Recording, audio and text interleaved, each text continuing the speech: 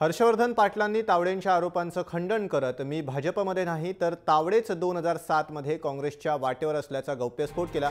विलासराव देशमुख मुख्यमंत्री असताना तावडेंनी मला काँग्रेसमध्ये घ्या आणि विधान परिषदेची उमेदवारी द्या अशी मागणी केल्याचं देखील हर्षवर्धन पाटील म्हणाले। तत्पूर्वी बारामतीत शिक्षण मंत्री विनोद तावडेंनी काँग्रेसला टार्गेट केलं। 2014च्या निवडणुकीत हर्षवर्धन पाटील भाजपात येणार होते असा गौप्यस्फोट करत खळबळ उडवून दिली होती। मीच मुख्यमंत्र्यांना सांगून हर्षवर्धन पाटलांचा भाजप प्रवेश रोखल्याचं सुद्धा तावडेंनी सांगितलं।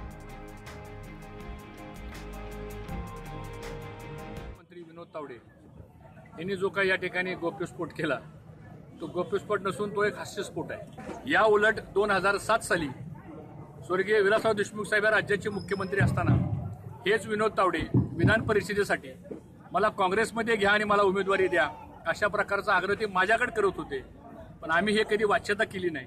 परंतु दुर्दैवानं राज्याचा शिक्षण मंत्री किंवा राज्याचा सांस्कृतिक मंत्री एवढं बेधडक खोटं बोलू शकतो हे मला आश्चर्य आहे। कदाचित मुंबईमध्ये त्यांना काम शिल्लक राहिलं नसल्यामुळं बहुतेक ते इथं अशा प्रकारची टीका करतायत, त्याला फारसं काही लक्ष द्यावं असं मला वाटत नाही। इथं आमच्या हर्षवर्धन साहेब आमच्या मुंडे साहेबांच्या खूप लाडके, म्हणजे हे परवाचं सरकार येईपर्यंत सगळ्यात जास्त काळ सत्तेत कोण राहिला?